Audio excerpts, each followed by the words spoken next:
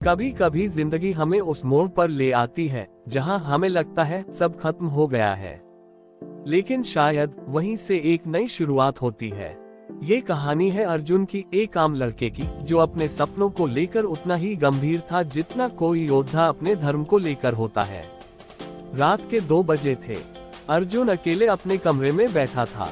चारों ओर किताबें बिखरी थीं, लेकिन उसके मन में बिखरी हुई थी उम्मीद। 2 बार नीट का एग्जाम देने के बाद भी वो पास नहीं हो पाया था।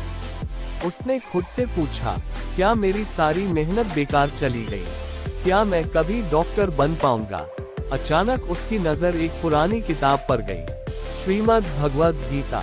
उसने यूं ही पन्ना पलटा और उसकी नजर पड़ी इस श्लोक पर, देहिनोस्मिन् यथा देहे कौमार यौवन जरा तथा देहांतर प्राप्तिर्धीरस्तत्र न मुह्यति। जैसे शरीर में बचपन, जवानी और बुढ़ापा आता है, वैसे ही आत्मा भी एक शरीर छोड़कर दूसरे शरीर में जाती है। अर्जुन समझ गया, असफलता भी जीवन का एक चरण है। हार अंत नहीं, आत्मा की यात्रा का एक पड़ाव है। उसने खुद से कहा, मैं फिर कोशिश करूंगा, न हार मानूंगा, न डरूंगा। अगली सुबह अर्जुन फिर से वही किताब खोलता है।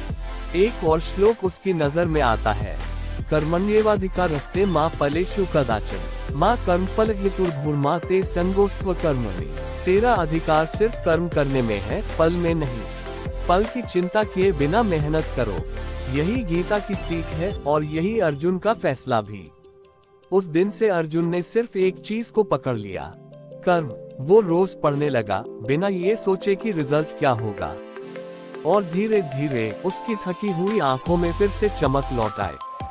1 साल बाद अर्जुन अब एक मेडिकल कॉलेज में दाखिल हो चुका था, लेकिन उसके चेहरे पर घमंड नहीं था, बल्कि एक गहरा संतोष था। उसने गीता को सिर्फ पढ़ा नहीं, उसे जिया। अर्जुन की कहानी हमें सिखाती है कि जिंदगी में अगर रास्ता कठिन हो जाए तो गीता से राह पूछो, क्योंकि जो फल की चिंता किए बिना कर्म करता है, वही जीवन की सच्ची परीक्षा पास करता है। अगर तुम भी हार के किनारे खड़े हो, तो अर्जुन की तरह उठो, पढ़ो और फिर से चल पड़ो। गीता सिर्फ किताब नहीं, ये जीवन का आईना है।